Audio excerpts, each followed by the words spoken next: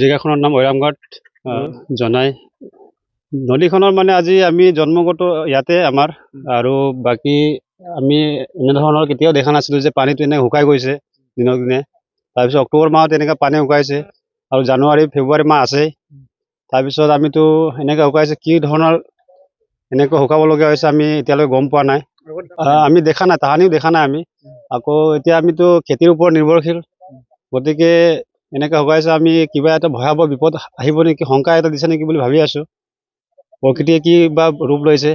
এই পানী শুকোৱাৰ পৰা আপোনালোকৰ কি অসুবিধা হৈছে? অসুবিধা মানে এতিয়া আমি খেতিৰ ওপৰত নিৰ্ভৰ আছোঁ, বা এতিয়া খেতি খৰাং হ'ব পাৰে, বা খেতিত আমি এতিয়া ধৰ আলু খেতি কৰোঁ, চব্জি খেতি কৰোঁ, তাৰপিছত আমি পানীৰ যোগান আমি নদীৰ পৰা দি থাকোঁ। সেইকাৰণে আমি এটা মানে আমাৰ অসুবিধা হৈছে এতিয়া, বা দুখ প্ৰকাশ কৰিছোঁ কিবা ভৱিষ্যতলৈ কিবা বেয়া হ'ব নেকি। এতিয়া বৰ্তমান নদীখন এই সিপাৰত গৈছে বোলে, নতুন চিয়াং বুলি, নিউ চিয়াং বুলি এটা আছে, তাৰ পৰা এতিয়া পানীখিনি তাৰ পৰা গৈ আছে বুলি কোৱা গম পাইছোঁ, আমি দেখিছোঁ।